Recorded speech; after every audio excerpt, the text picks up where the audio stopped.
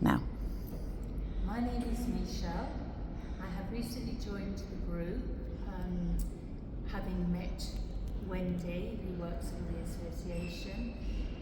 It has been a service that is absolutely invaluable.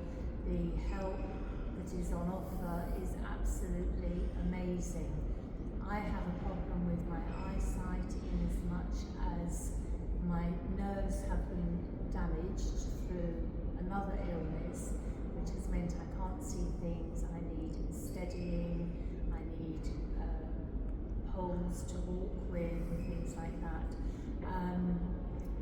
And in actual fact, I have found help. Today we have been at Plus Helly having a look at some of the items that are for sale through a third-party company. It's staggeringly good as to what is on offer, and I have a brochure which I should take home and have a look at items and things like that.